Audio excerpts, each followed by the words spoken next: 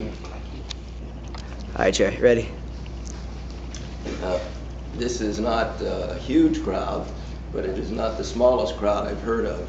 My uncle, my late uncle, Emil Cohen, was a humorist who went all over the United States with stories from Jewish tradition.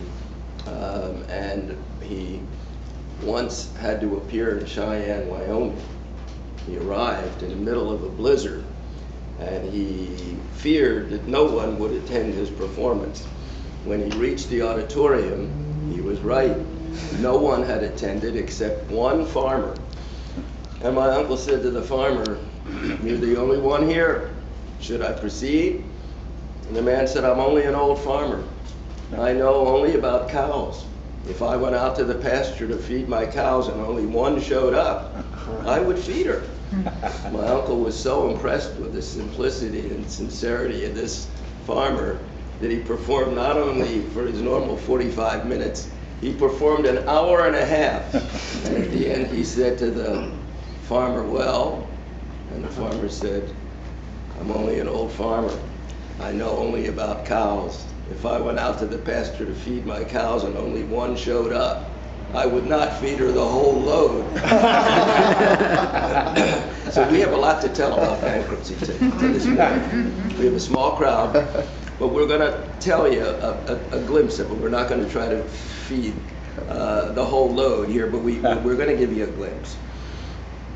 A man lived through the Johnstown flood. Johnstown, Pennsylvania had an overwhelming flood in the year 1898. Wherever he went, he spoke about the Johnstown flood and how he survived. He died, he went to heaven. They said, "Welcome. Your first day, very simple. Nothing for you to do until 4 p.m. We'll have a tea, and you'll be asked to say a few words." He said, "That's simple. I'll talk about the Johnstown flood." They said, "You sure you want to talk about the Johnstown flood?" He said, "I always talk about the Johnstown flood." They said, "Okay, but Noah will be in the audience."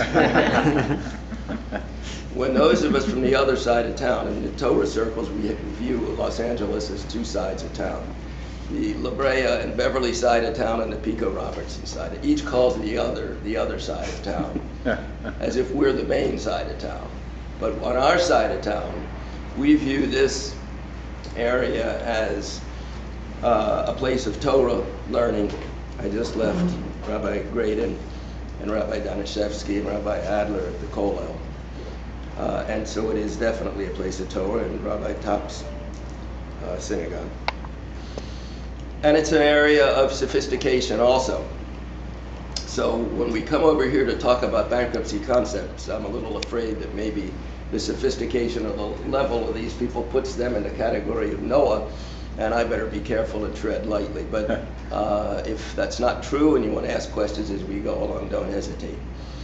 Mentioning Noah today is appropriate, not only for that story, but also because, as we know, when the Jews read throughout the year, 50 weeks of the year, 50 portions of the Torah, this week we're reading the portion of Noah. Noah was, there's an immense amount to learn from every portion of the Torah. Noah is a kind of a puzzling personality in the Torah. And his introduction has set off volumes of comment by the rabbis. And one of the most famous comments about Noah was a comment on the very first verse of this portion in the book of Bereshit, Genesis. The Torah says, "Ela toldos Noach," these are the generations of Noah. Noach ish tzadik tamim hoye bedorosav. Noah was a man righteous and wholehearted in his generations. Rashi, the great commentator living in the 1200s in France, and every Orthodox Jew reads the Torah only with Rashi and Rashi's comments. We don't try to read it otherwise. Rashi said,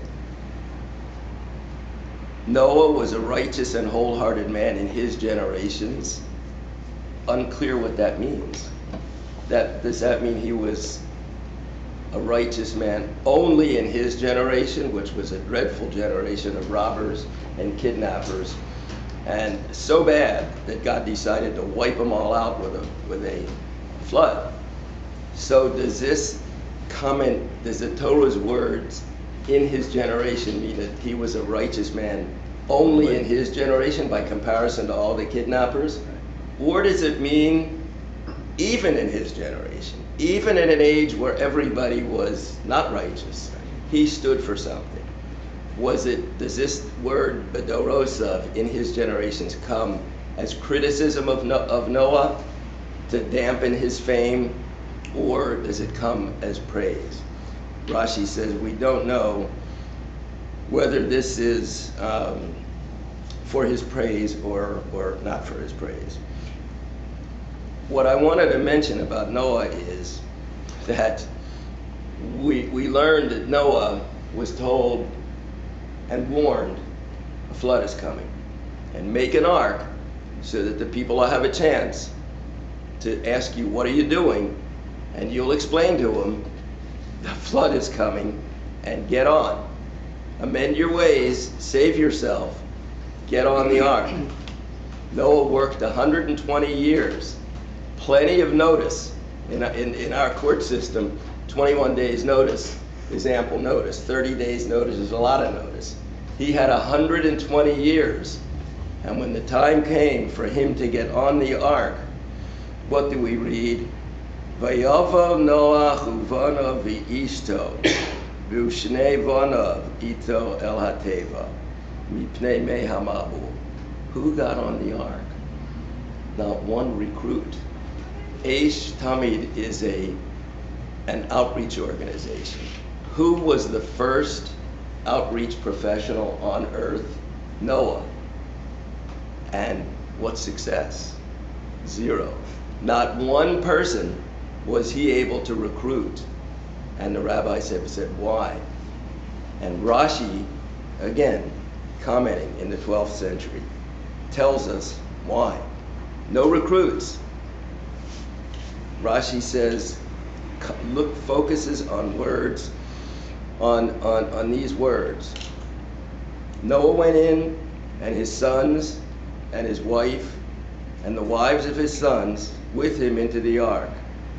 Mipnei mehamabu, because of the waters of the flood.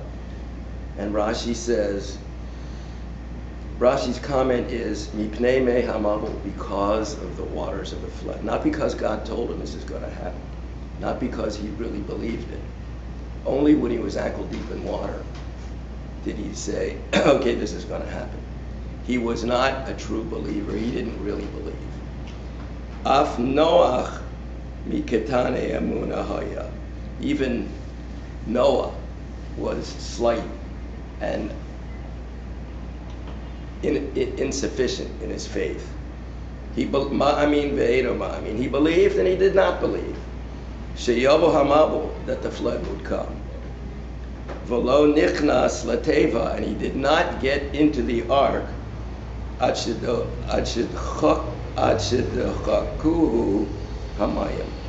he was forced to by the water. If we want to, this has application not only within the four corners of a Torah discussion, and none of Torah is confined to just the synagogue and the places of worship and the Sabbath and the holidays. It's for life. If I want to recruit people to my organization, whatever the organization is, whatever your organization is, you want to grow your organization, you got to believe in it. You got to believe you're providing benefits for your customers and your clients.